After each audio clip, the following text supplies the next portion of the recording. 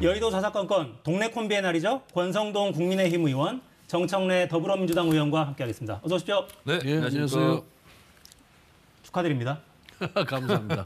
아직은 공식화되진 않은 거죠? 사무총장? 예, 내정 통보는 받았습니다. 통보는 받으셨고요. 예. 지금 가장 큰 관심사인데 내일 감사합니다. 일단 발표가 있을 걸로 예상을 해도 됩니까 지금? 어떤 거? 선대위 인선 1차 선대위는 뭐 조금 더 이번 주는 좀 힘들 것 같고 내주로 넘어가야 될 것 같습니다. 아 다음 주로 넘어간다. 예. 아니 본인이 비서실장 되더니 셀프 임명한 거 아닙니까? 사무총장 해명을 좀 해주세요. 셀프 임명. 양쪽 권한을 다지고 있어요. 아니 그 임명권자인 후보가 임명했지 제가 어떻게 셀프 임명하겠습니까? 선대위 지금 거론되는 인물들 면면이 워낙 많아서 예, 제가 일일이 확인해달라고 말씀드리긴 좀 어렵고 예, 확인해 주실 수도 없잖아요, 사실은. 그렇습니다. 예. 조직도 저희 준비해 놓은 거 있죠. 예, 그걸 좀 보죠. 후보는 확정이 돼 있고 총괄 선대위원장도 확정이 돼 있는 거죠. 뭐 사실상 그렇습니다. 사실상 상임 선대위원장은 당 대표가 당연직으로 일단 들어가고. 글쎄 뭐 그 부분은 이하 부분은 저도 잘 모르겠습니다. 어떻게 될지. 예. 상임과 공동을 통합해서 운영할지 네. 분리를 할지에 대해서는 아마 뭐 좀 더 논의가 있어야 되지 않나 이렇게 좀 보고 있습니다. 김병준 전 비대위원장 이름도 계속 나왔다 들어갔다 하던데 예. 어떤 역할을 좀 맡으시게 될 가능성이 높습니까? 글쎄 뭐 경선 때부터 여러 차례 자문을 구하고 또 많은 조언을 해주셨기 때문에 선대위에서 어느 정도 뭐 일정한 역할을 맡지 않겠냐는 것이 제 추측이고 최종 결론은 저도 잘 모르겠습니다. 그러니까 마지막 단판을 후보와 김종인 위원장이 좀 정리를 한 다음에야 확정적으로 말씀하실 수 있는 그렇습니다. 상황이죠. 예, 두 분 우선 뭐 김종인 총괄 선대위원장을 모시기로 한 거는 뭐 다 알려진 사실이니까 두 분이 만나서 좀 의견 조율을 해야 되지 않겠습니까? 예. 그래야 뭐 최종 인선 작업이 시작될 것 같습니다. 혹시 논의가 좀 어렵게 꼬여가는 어떤 구체적인 이유가 좀 있습니까? 아니 뭐 전혀 그런 건 없고요. 예. 두 분 간에는 아주 의사소통이 원활하게 잘 되고 있는 것으로 알고 있습니다. 알겠습니다. 지금 언론에서는 워낙 많은 이름들을 구체적으로 자리에 예. 거명을 하고 있어서 그걸 보면서 좀 주목되는 이름이 좀 있으셨어요, 의원님? 언론이 지적하지 않는 거를 제가 좀 합리적으로 좀 지적을 해볼게요. 그동안 나오지 않았던 거. 당 대표는 직접 선출을 한 거지 않습니까? 후보도 그렇고. 그래서 당을 대표하는 것은 당 대표고요. 물론 후보에게 당무 우선권이 있습니다. 그런데 아까 그림표에서도 보시다시피 당원들에 의해서 국민들에서 뽑힌 당 대표가 그냥 일 개인의 밑으로 들어가는 거예요. 이거는 이준석 당 대표를 뽑아준 당원들에 대한 모독이다. 저는 일단 그렇게 생각하고요.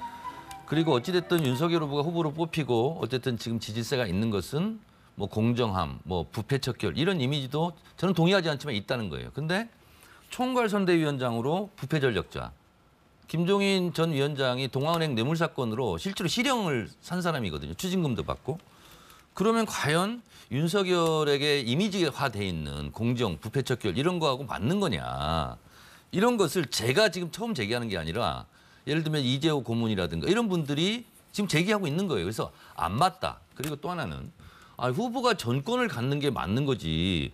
무슨 선대위원장은 참모인데 리더도 아니고 근데 정권을 달라 말라. 내가 허수아비 노릇은 할 수 없다. 이거는 본인이 선출된 사람이 아니거든요. 그냥 본인 말대로 자리 사냥꾼의 기술이 있는 거거든요. 그래서 과연 이게 맞는 거냐 이런 생각은 제가 듭니다. 우려에 대해서 답변을 좀 해주셔야 될 것 같네요. 뭐 민주당하고 저희들하고 좀 당헌이 다릅니다. 민주당은 당무 우선권을 후보자에게 부여를 안 하고 있거든요. 그렇지만은 저희 당 당원은 우리 당 당원은 후보자에게 당무 우선권을 부여하고 있고 저희도 부여하고 있습니다. 예, 그다음에 선거대책기구의 장이 즉 선대위원장이 선거 기간 동안은 당무를 통할 조절한다 이렇게 규정이 되어 있습니다. 그래서 당헌 당규에 의해서 후보자, 선대위원장, 그다음 당 대표 이런 식의 서열이 매겨져 있는 거거든요. 그래서 그 부분은 저희들 뭐 당헌이 헌법 아니겠습니까? 저희 당에서는 그래서 그대로 시행하는 것이고요. 그다음에 김종인 박사에 대해서 뭐 부패 전력자라고 자꾸 비판하는데 김종인 박사 필요할 때 민주당도 모셔가가지고 20대 총선에서 큰 승리를 거뒀습니다.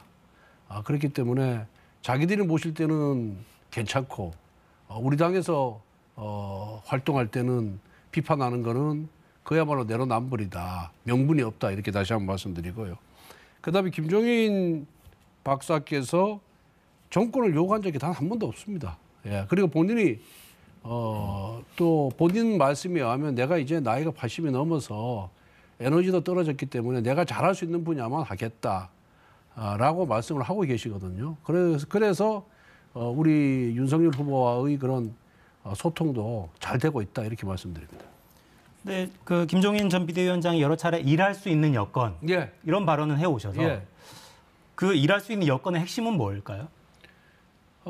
아무래도 이 이제 선대위라는 것이 조금 이 현역 의원 중심으로 구성되기 마련이지 않습니까? 그런데 비현역 또 중도에 계신 분들 또 사회적 약자 이런 분들이 선대위에 포진하기를 바라는 마음에서 그렇게 말씀을 하시는 거지.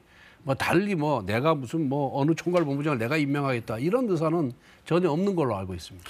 그러니까 일하는 자리라고 요구한다고 그랬는데 제가 볼 때는 일 내는 사람이에요. 지금 이분이. 왜냐하면 어찌됐든 간에 윤석열 경선 캠프에서 고생한 사람들 있잖아요. 그 분들에게 사실은 위로와 격려를 해야 되잖아요. 근데 당장 파리떼다, 하이에나다, 뭐 자리사냥꾼이다 그러면은요.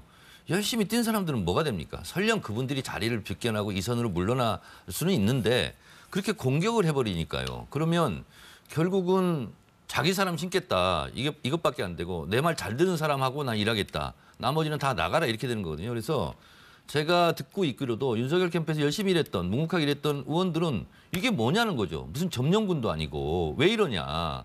그래서 일단 이거에 대해서 당내에서도 국민의힘에서 굉장히 비판이 많습니다. 그래서 이런 부분은 본인이 무슨 자리에 가서 일을 할 수 있는지는 모르겠는데 어쨌든 나는 허수아비 노릇은 안 하겠다. 그럼 실권을 쥐겠다는 얘기거든요. 그래서 김종인 전 위원장 같은 경우는 국민의 입장으로서는 밖에 두면 더 공격할 거예요, 국민의힘. 근데 내부로 들어오면 더 분란을 일으키고 그래서 밖에 둘 수도 없고 안에 둘 수도 없고 그냥 계륵 같은 존재죠, 사실은. 그런 게 아니고 그 문장의 전체를 봐야 되는데 대부분은 다 열심히 일하는데 후보의 당선을 위해서 일하기보다는 출세욕이 앞서서 일하는 사람들이 모든 대선 캠프나 선거 캠프에 나와 있거든요. 그래서 그런 부분을 경계하라는 의미에서 파리떼라고 말씀을 하신 거고 그다음에 정권 요구한 적이 없거든요. 그래서 이분도 정권 교체를 위해서 일을 하려고 도와주려고 오시는 거지 본인이 이제 그 연세에 무슨 뭐 선출직, 뭐 임명직을 바라겠습니까? 선출직을 바라겠습니까? 그래서 그분의 진정성을 의심하는 것 자체가 나는 좀 더 문제가 있다. 근데 제 얘기가 아니고요.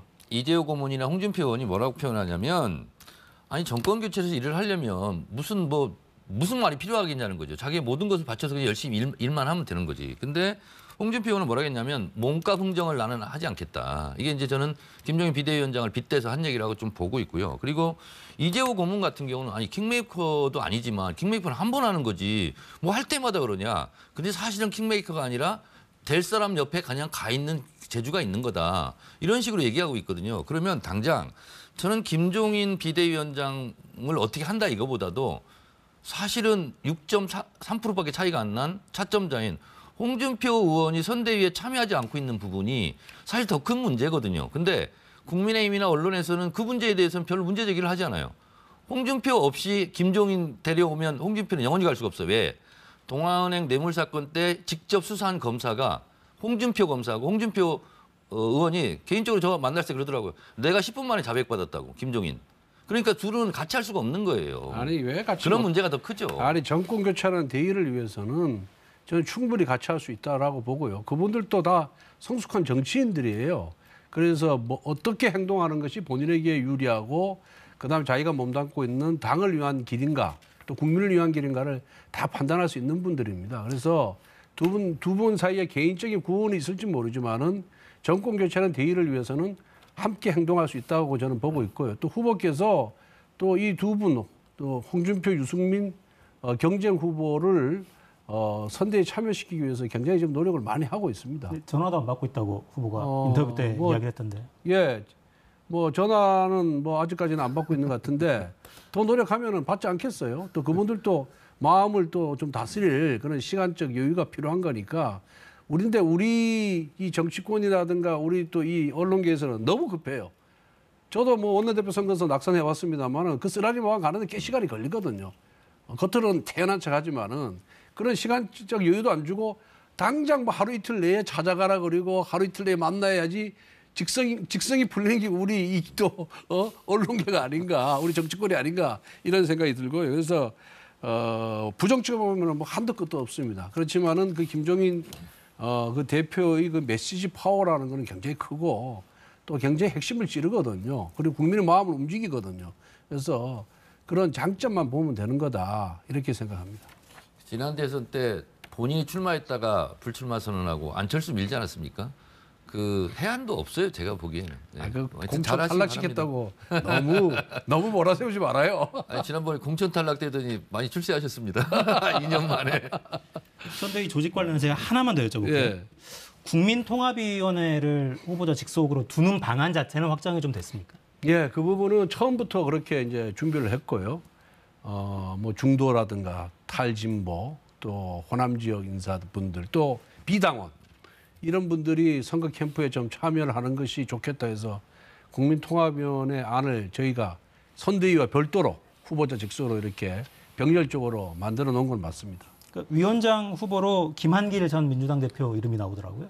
예, 우리 후보께서 정치 참여를 하면서부터 김한길 대표께서 많은 도움을 주셨고 또 수시로 전화나 만나서 여러 가지 조언과 공고를 해주셨거든요. 그래서 관계가 굉장히 좋습니다. 예.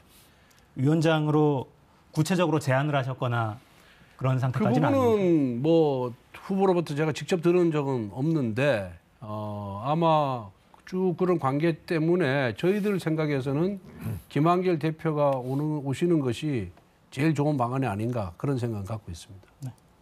민주당 입장에서는 좀 아픈 대목일 수도 있겠네요. 국민통합위원장은 양 당이 다 선거 때 만드는 조직이고요. 그리고 지난 대선 때는 저희는 이제 김홍걸 의원이 이걸 맡아서 주로 이제 호남 쪽 뭐 동서화합 이런 거 이제 역할을 많이 했고요. 그리고 저도 오늘 기사를 보면서 좀 깜짝 놀랐는데 김한길 대표가 지금 하마평에 오르고 있더라고요. 그래서 저하고도 이제 개인적으로 또 선후배 관계고 굉장히 친분이 있는 사이인데 전화를 한번 해봐야 되는 거 아닌가 이런 생각이 좀 들었어요. 근데 지난번에 박주선, 김동철 전 의원들도 이제 갔는데 사실은 그 두 분 같은 경우는 저희에게 오히려 더 도움이 됩니다. 왜냐하면 관계. 그렇죠. 왜냐하면 광주, 호남 이런 데서 이래? 그럼 우리가 더 열심히 뭉쳐야지 이런 역결집 효과를 하는 거 있거든요. 그래서 김한길 대표 같은 경우는 아직 뭐 결정이 안 됐다니까 제가 뭐라고 코멘트하지는 않겠습니다만 어쨌든 좀 안 가시는 것이 아닌가 이런 생각이 듭니다. 네. 알겠습니다. 김한길 대표께서 우리 후보와 만나서 지금의 민주당 정권, 문재인 정권은 과거 민주당의 전통을 개성하는 그런 정당이 아니다. 이런 식의 국정 운영은 나라를 망치는 길이다. 그런 인식을 하고 계시는 것으로 전 전해드렸습니다. 알겠습니다. 이게 이제 조직과 인사 관련한 이야기 저희가 쭉 좀 했고 내용을 좀 여쭤보고 싶은데 그러니까 김종인 표 기본소득, 뭐 약자와의 동행 이런 기치를 들 것이다 이런 보도도 좀 나오더라고요. 김종인 대표께서 우리 당의 이제 비대위원장이 계실 때 약자와의 동행, 그 다음에 국민통합을 부르시면서 호남 행보를 하셨지 않습니까? 그리고 뭐 약자와의 동행이라든가 빈곤과의 전쟁, 코로나 대책은 우리 후보가 누누이 강조했던 사안이기 때문에 이 부분은 이미 저희들 조직도 안에 들어가 있는 그런 위원회라 이렇게 말씀을 드리고 기본소득은 우리 당의 정강 정책에 돼 있는데 그 기본소득을 실현하기 위해서는 정말 많은 예산이 필요하거든요. 그래서 그 부분을 뭐 구체화하기는 어렵지 않나 이런 생각을 갖고 있습니다. 그러니까 기본소득을 기본소득답게 하려면 예. 정말 많은 예산이 필요하죠. 국민의힘 정강정책 제가 오늘도 들어가서 다시 한번 살펴봤는데 진짜 있더라고요. 1조에 이렇게 돼 있어요. 국민의힘 정강정책 1조입니다. 국가는 국민 개인이 기본소득을 통해 안정적이고 자유로운 삶이 영위되도록 적극적으로 뒷받침해야 된다.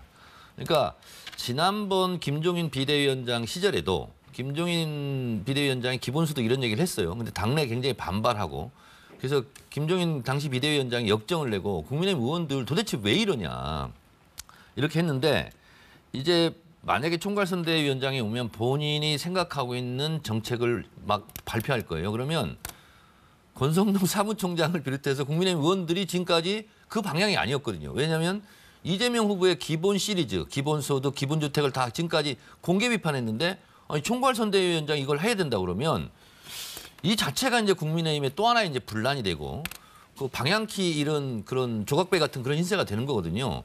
그랬을 때 과연 김종인 위원장의 불만을 그래도 꾹꾹 누르고 있던 의원들이 아니 이런 좌파 정책을 막 얘기를 해?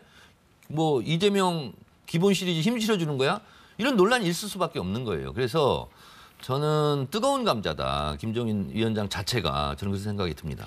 그러니까 뭐 김종인 위원장 비대위원장 시절에 이 기본소득 조항을 집어넣었는데 그건 향후 우리가 나아가야 될 목표라는 것이지 현실적으로 지금 바로 적용하자는 건 아니고요.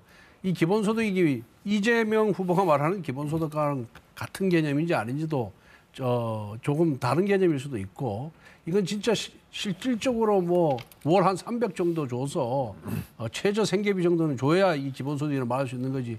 이재명식으로 뭐 30만 원, 50만 원 이게 무슨 기본소득이겠습니까? 그러니까 기본소득에 그래서 대해서 이 부분에 대해서는 우리 당 내에서 논란이 일어나지 않을 겁니다. 아니 기본소득에 대해서 잠깐 말씀드리면 이런 거예요.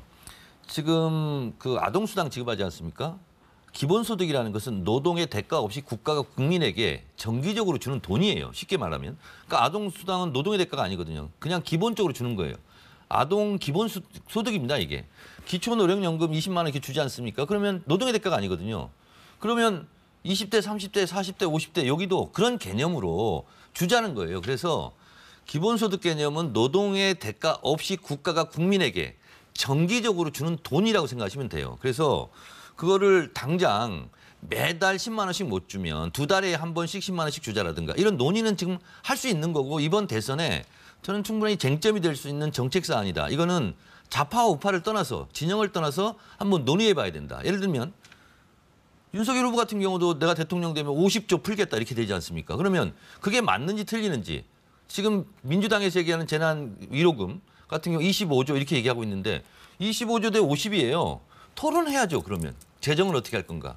그래서 기본소득도 대선의 이슈가 될 수밖에 없다 이렇게 생각합니다. 짧게 반론을 좀 듣고 갈까요? 아니 뭐 반론 없어요. 뭐 어떤 그런 정책적 사안에 대해서 여야 간에 격렬하고 아주 뭐 대립적인 그런 토론하는 거는 저는 적극 장려합니다. 예. 네.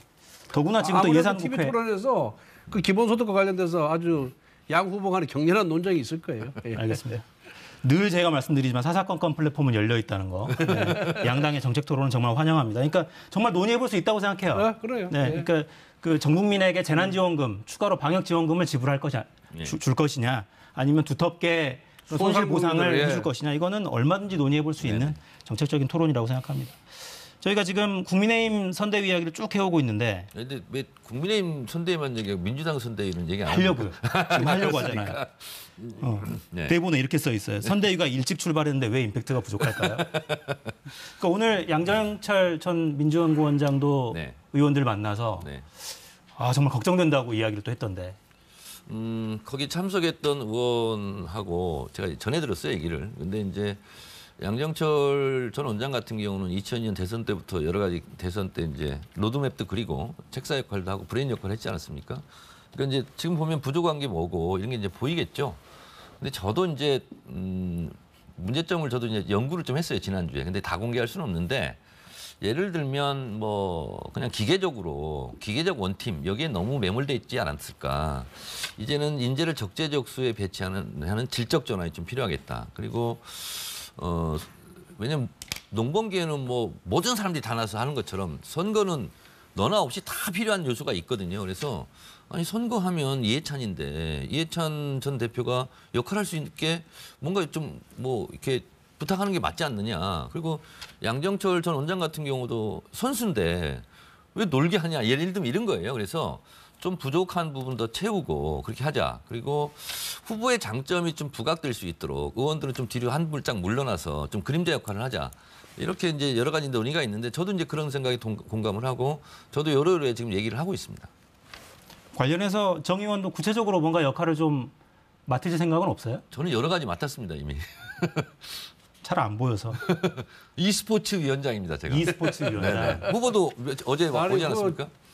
우리 저 경력에 비해서 직책이 너무 낮은 것 같은데요. 아니, 역할이 저는 너무 미비한 것 같아요. 비서실장 사무총장 이렇게. 음지에서 일하고 양지에서 양지에서는 후보를 돋보이게 하는 역할을 하고 있습니다. 그 국정원의 이념인데. 좀 조언을 해주세요. 지금 당장은 일단 그런데 이제 민주당이 선대위가 일찍 발족을 했잖아요. 저희들은 아직 발족도 못했지만은. 그런데 이게 직책을 보면은 이게 일하는 선대위라기보다는 좀 보여주기식 선대위 같아요. 한 직책에 뭐 8명씩 있어요. 어떤 경우 보면은. 비서실장도 4명이더라고요. 그래서 제가 민주당에 좀 친한 의원한테 물어봤어요. 볼 때마다 그래요. 이번에 뭐 맡았어요, 선대위 하면은. 뭐 무슨 본부장 맡았습니다. 그러면은 몇 명이에요? 이러면 많아요. 그럼 실제 일 하나요? 아니요. 이름만 걸쳐놨죠. 뭐. 그 누가 일하나요? 이러니까 맨 앞에 있는 사람이 주로 일을 한다는 거예요. 그리고 또 좀 친한 의원 만났더니 이 선대위 이 핵심이 이게 너무 문제가 많다. 또 이런 비판도 하고 뭐 이렇게 조언을 해도 받아들이지 않는다는 거예요. 그러면서 또 후보가 좀 더 돋보이게 일을 할 수 있게끔 돋보이게 해야 되는데 이 사람들이 잘못 오도를 해가지고 민주당에 참모해가지고 요새 후보가 갈팡질팡한다. 뭐 이런 얘기도 하고 어떤 분들은 아유 뭐 이미 선거 끝난 거 아니냐. 나는 그냥 조용히 있을란다. 이렇게 얘기하는 분들도 있고 뭐 심지어는 뭐 그래요. 내가 이재명에 대해서 누구보다 잘하는데 나는 알고는 못 도와주겠다. 그렇지만 당일이니까 내가 적극적으로 나서지도 않지만은 내가 그냥 뒤에서 물러나 조용히 있겠다. 이렇게 말씀하시는 의원도 있어요. 제가 다 듣고 하는 얘기, 제가 뭐 그 사정을 어떻게 알겠습니까? 그래서 화면에 제가 나오지 않습니까? e스포츠 2030 예. 게임 세대들을 위해서 나오네요. 그러니까 중요한 직책을 제가 맡았고요. 전문성을 살린 선대, 일하는 선대로 바꾸려면은 조금 체제 개편이 있어야 되지 않겠냐 그런 생각이 들고요. 우선 문제는 선대위가 문제가 아니고 후보 자체의 리스크가 크기 때문에 그게 뜨지 않는 겁니다. 알겠습니다. 아니, 선대위 도움 좀 주시려니까 또 후보 이야기를 아니 저 정청래 의원을 저게 선거대책본부장으로 바꿔놓으면 확 달라지죠. 권성동 의원님이 지금 지적하시는 부분은 저희가 이제 몇 군데에서 아픈 부분이 있긴 있습니다. 근데 몸집이 크다 보니까 걸음이 느린 이런 부분도 있고 그리고 이제 지나치게 이제 원팀 매물이다 보니까 그냥 아까 말씀하신 부분대로 그냥 의원들 배치하고 그래서 실제로 이제 당원과 지지자들이 그런 부분에 이제 불만을 많이 얘기하고 있고 그리고 그걸 지금 리모델링 하려고 지금 이제 노력하고 있다 이런 말씀을 드리고 아까 그 권성동 의원이 누구한테 전해 들었는지 모르겠는데 우리 당에 알면 못 돕는다 이런 발언을 한 사람이 없고요. 오히려 저희들은 직접 들었어요. 전해듣지 않고 직접. 저는 윤석열 후보의 소위 말하는 본부장 리스크, 본인, 부인, 장모 리스크. 어느 뭐 잡지의 표지 모델로도 나왔던데 그리고 뭐 조만간 좀 이따 얘기를 할지 모르겠지만 어쨌든 부인 김건희 씨 도이치모터스 그 의혹 가지고 수사는 불가피해 보이고 점점 본부장 리스크가 국민의힘을 지금 덮치고 있다 이런 생각이 듭니다. 아니 그 본부장 리스트 꺼냈으니까 우선 본인에 관해서 얘기를 하면은 이 살아있는 권력 수사하고 문재인 정권에 대들었다고 해가지고 1년 6개월 동안 탈탈 털었어요. 탈탈 털었습니다. 그런데 뭐 아무것도 나오는 게 없어요. 지금부터 나온다는 거면은 다 막혔던 게 다시 재수사되고 있죠. 아니 지금. 정치적인 이건 수사다. 저는 그렇게 보고요. 부인 리스크 지난번에 뭐 도이치모터스 관련해 가지고 통장 내역, 거래 내역 다 공개를 했습니다. 그리고 10년이 지난 공소시효가 지난 사건이고 오히려 손해를 봤어요. 그렇기 때문에 아무런 문제가 없고 그 다음에 뭐 논문 그거요. 요즘 논문 표절 그 프로그램 있지 않습니까? 돌리면요 6%밖에 안 나와요. 6%. 그리고 이게 실험적인 논문이기 때문에 그 논문 자체가 남은 그걸 뺏길 수가 없어요. 표절할 수가 없어요. 멤버 유지 이런 걸 어떻게 그걸 뺏길 수가 논문이라고 냅니까? 뺏길 수가 없어요. 그래서 그 심사는 그 국민대학 박사들이 하고 심사위원들 모두 하는 바라네 이거는. 그래서 이런 아무런 문제가 없다. 장모 사건이 이미 지금 진행 중이니까 그건 사법 결과를 지켜보면 되고 이미 그리고 결혼 전에 일어났던 일이에요. 장모 사건은. 그거 갖고 탓하는 국민들 아무도 없습니다. 대한민국 연좌제 폐지돼 있습니다. 그 본인이 통장 거래 내역을 했다는데 일정한 시기만 지금 했고 그 앞뒤 시기는 지금 아직 미공개된 상태고요. 그리고 윤석열 검찰총장 때 탈탈 털었다고 했는데 총장 때문에 탈탈 못한 게 많고요. 예를 들면 판사 사찰 의혹이라든가 징계는 정당했다든가 뭐 이런 게 다 나오지 않았습니까? 그래서 본인에 대한 사법적인 조사 이런 건 불가피해 보일 뿐만 아니라 어쨌든 지금 본인은 손준성 검사 지금 수사 상황에 따라서 본인도 지금 수사받을 상황이 될 수도 있고 또 본인은 본인과 관련된 본인이 증권을 맡겨가지고 했던 그 선수라는 그분도 도망갔다가 지금 잡히지 않았습니까? 그리고 도이치모터스 권오수 회장도 지금 구속됐고 그래서 이거는 아무리 검찰총장 출신 때 다 털었다 이렇게 넘어갈 문제가 아니고 야당 대선 후보라도 법 앞에는 평등하니까 결국은 수사를 받을 수밖에 없다 저는 이렇게 봅니다. 그럼 다 털었고 벌써 그 수사가 그 수사 어려운 사건도 아니에요. 일찍 종결할 수 있는데도 계속 끌고 가지 않습니다. 대선 끝날 때까지 아마 끌고 갈 거예요.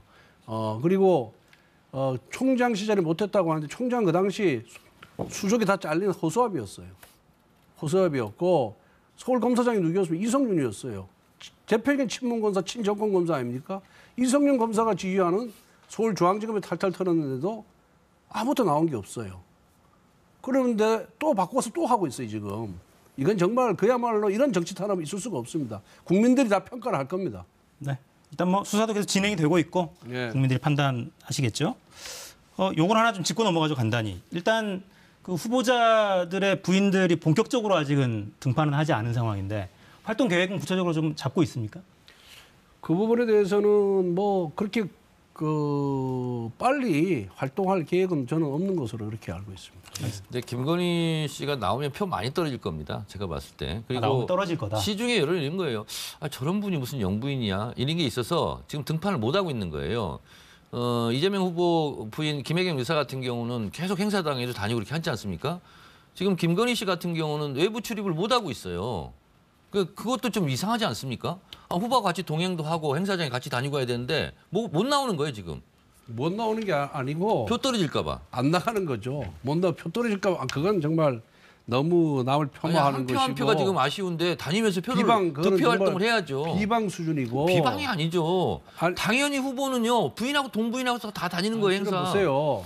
아직 그 후보 등록도 안 했어요, 본선거에. 후보 등록을 안 했기 때문에 천천히 나설 겁니다. 그런데 이 김건희 씨 자체가 이렇게 남 앞에 나서는 걸 별로 좋아하는 스타일이 아니에요. 자기 사업은 열심히 하고 굉장히 능력도 발휘하고 전문 사업가로서 그런 능력은 굉장히 뛰어난 분이지만은 사람 앞에 나서서 얘기하고 대중들에게 무슨 말을 하고 손짓을 하고 행동을 하는 것에 대해서는 굉장히 그 두려움을 갖고 계신 분이다. 그런 걸 또 별로 좋아하지 않는다.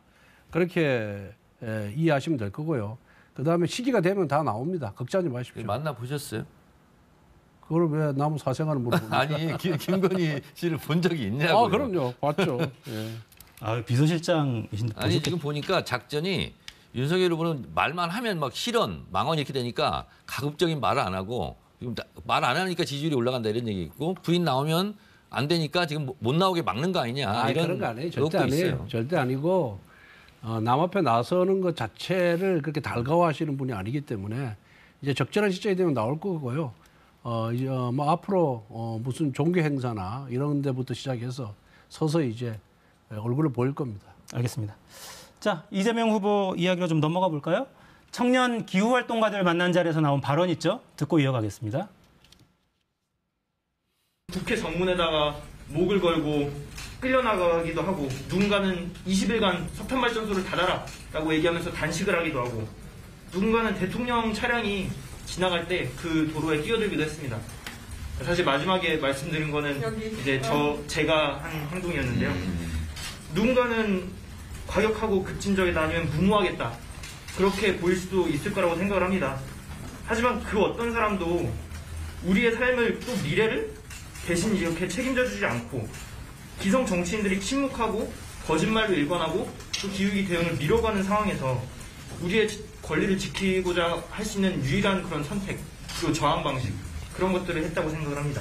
사실 저는 여러분들하고 같이 손을 잡고 싶은 면이 있습니다.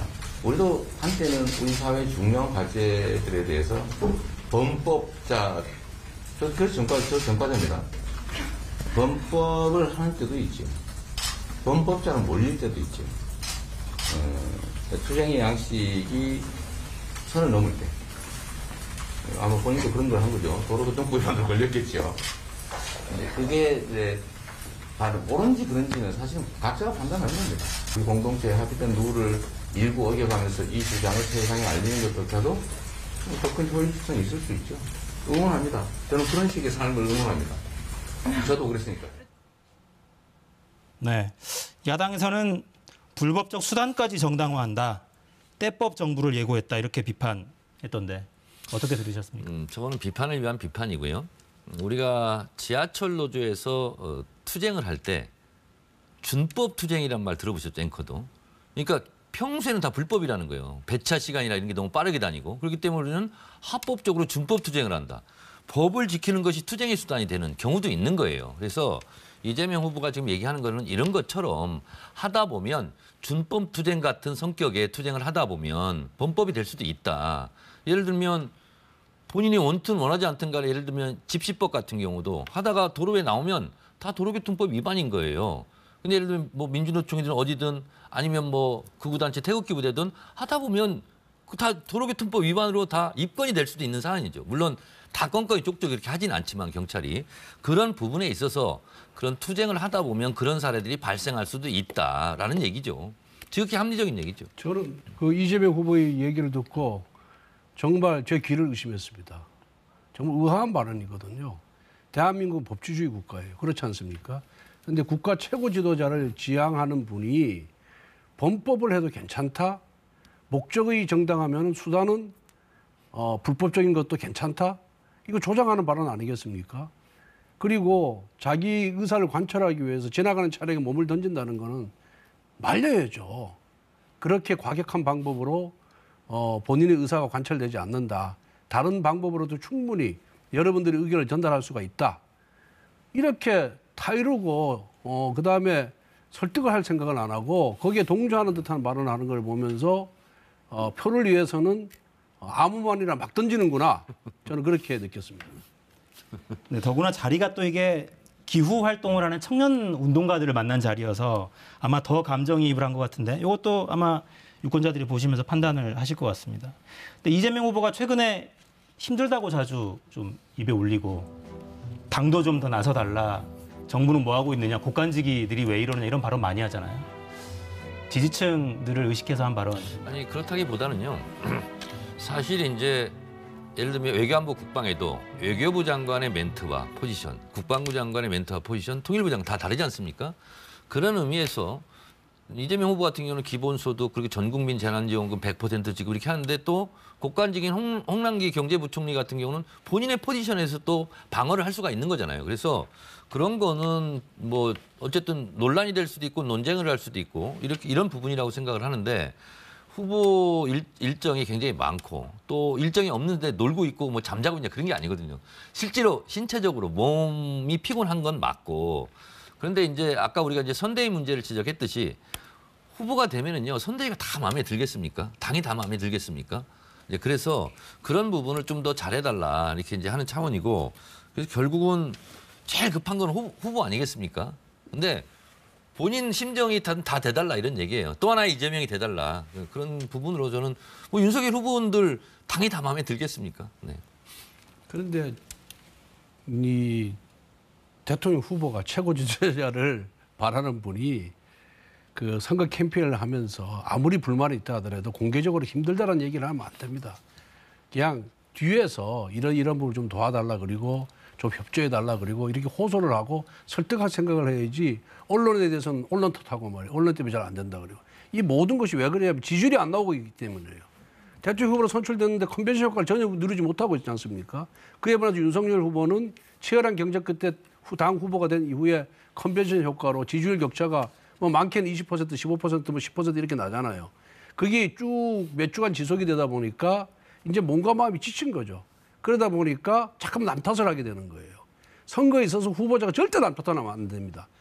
잘된 거는 모두 캠프 탓이고 못된 것은 전부 자기 탓. 이런 마인드로 이런 마음가짐으로 선거를 치러야 거기서 도와주는 사람들이 열심히 해주는 거지. 자꾸만 언론 탓, 캠프 탓, 당 탓 이렇게 하면은 그 탓한 적은 없어요. 그러니까- 잘해달라고 요구한 거지. 그렇지. 그러니까 그렇게 하면은 도와주고 싶은 마음이 다 사라지게 돼 있거든요. 그게 사람 마음이에요. 근데 민주당 입장에서는 지난 한 달이 참 아쉽긴 할 것 같습니다. 먼저 확정하고 선대위도 띄웠는데 크게 바람을 못하는 이런 상황은 이제 객관적으로 보면 이런 거죠. 어쨌든 이낙연 후보가 어쨌든 한 열흘 정도 이러저런 요구가 있었죠. 그것이 언론에 대서특필되고 부각되면서 컨벤션 효과가 사그라들고 이런 게 있었죠. 근데 지금 국민의힘 같은 경우는 사실 같은 모양새가 펼쳐지고 있거든요. 차점자인 홍준표 의원이 나는 선대위에 참여하지 않겠다. 이거 굉장히 큰 뉴스예요. 그런데 포탈이든 어디든 뉴스든 뉴스가 안 됩니다, 지금. 그러니까 결국은 이재명 후보로서는 아니 우리의 약점 이런 거는 한 열흘 동안 집중 부각돼서 컨벤션 효과가 없어졌고 근데 국민의힘도 지금 마찬가지거든요. 아니 생각해 보세요. 차점자가 선대위 활동을 하지 않겠다고 거부하고 있는 상태거든요. 이게 진짜 심각한 상황이에요. 근데 그 부분에 대해서는 지금 언론이 보도를 하지 않습니다. 그래서 마치 평온한 걸로 돼 있어요. 그래서 김종인 논란으로 그냥 다 덮어버렸거든요. 근데 그런 부분의 아쉬움은 이제 후보로서 이제 표현을 하는 것이다 이렇게 생각하고 저는 정당하지 않다 이렇게 생각합니다.